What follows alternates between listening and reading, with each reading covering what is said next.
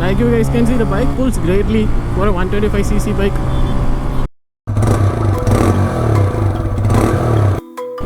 And the braking is also damn amazing. Hi, hello REVSOUL here. Welcome you all guys to the new video. Today we have the one of the beauty from the 125cc segment. Yes, it's none other than the TVS all new RAIDER iGo. And let's just jump onto the video. As you guys can see, the bike has got a completely glossy kind of paint finish and it looks absolutely astonishing for this kind of a 120cc bike. And we do find these two vibrant red alloys which outstands for this kind of a bike. Anyway, let's start from the front. As you guys can see, the bike has got a dual strip kind of DRLs.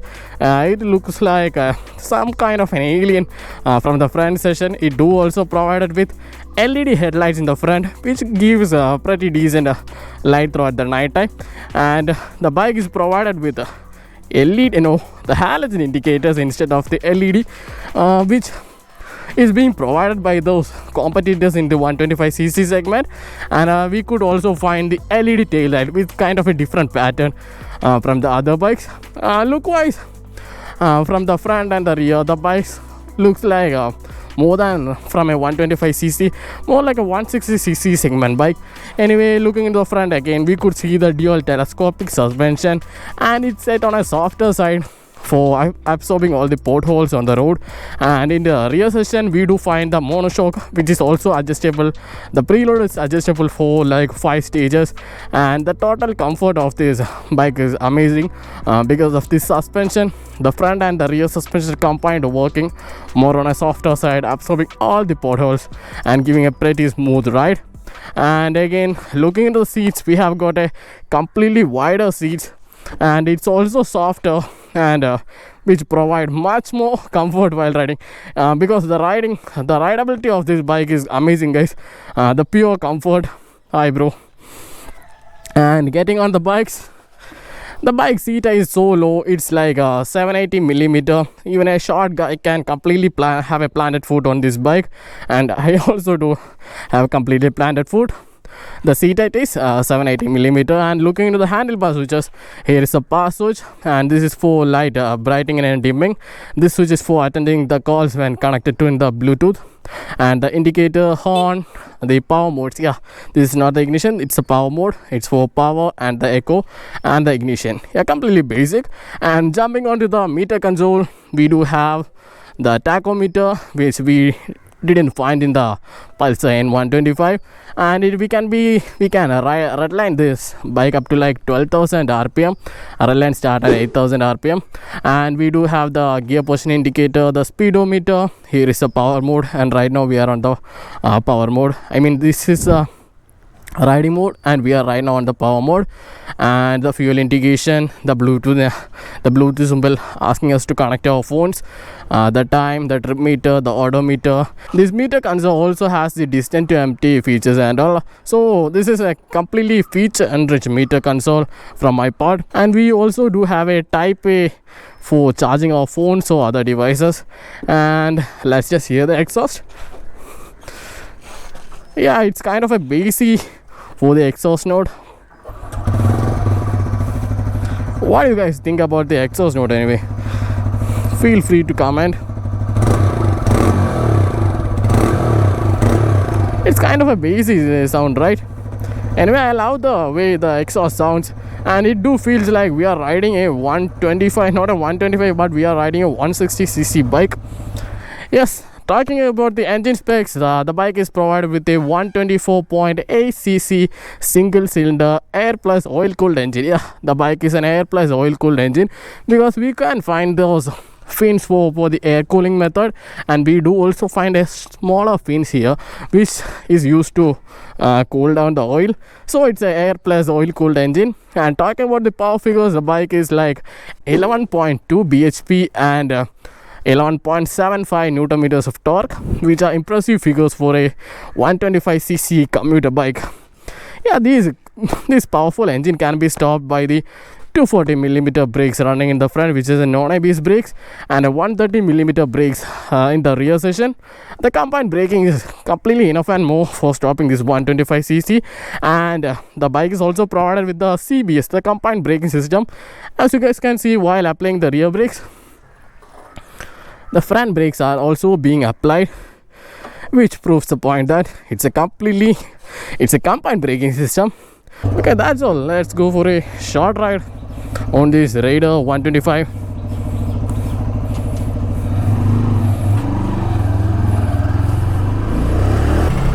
Okay guys, finally we have reached the roads. As you guys can see, it's a bit of traffic. Oh fuck. And let's see what the RAIDER can do in this traffic.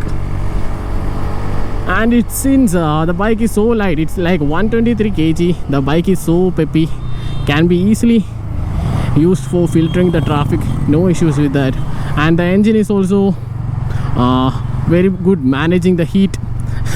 Since the 125 doesn't heat a lot, and the TVS also provided with the air cooled and oil cooled system for the cooling method, the bike handles well in the heat, in the heavy traffic.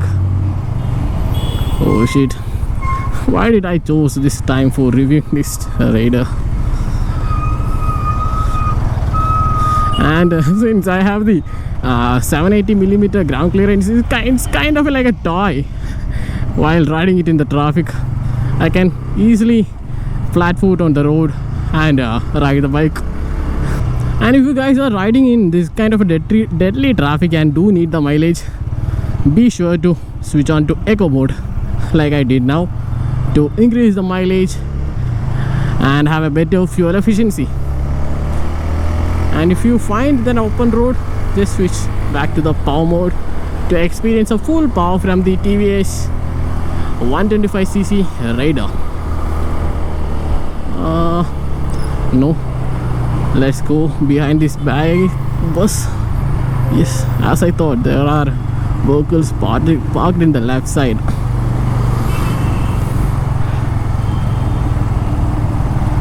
Look, the bike handles well even in this 3rd gear, 20 km/h. Let's just switch to 4th gear and see. Yeah, we do find a bit of knocking in the 4th gear, but then 3rd gear, 20 km speed is fine. Bike handles well. Oh shit.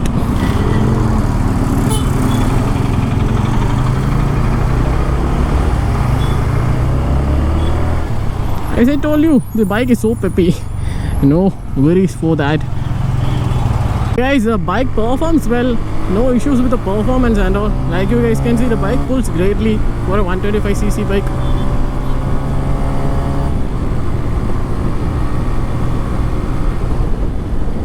And the braking is also damn amazing.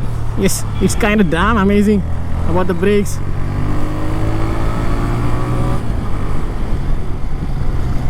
I think I have shown you the power output from a 125cc RAIDER, and I think the bike performs much well on the road. I did enjoy riding this bike. Felt so smooth riding this bike with comfortable seat, softer suspensions. Yeah, I loved everything. Go right.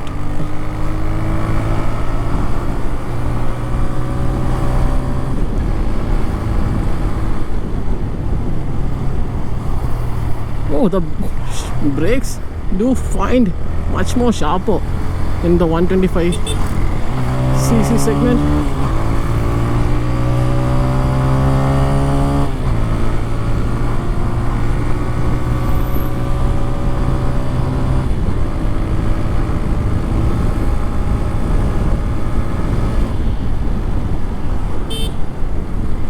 Okay guys, I think you guys have enjoyed the video, and I did put all the details and things about the TVS RAIDER 125.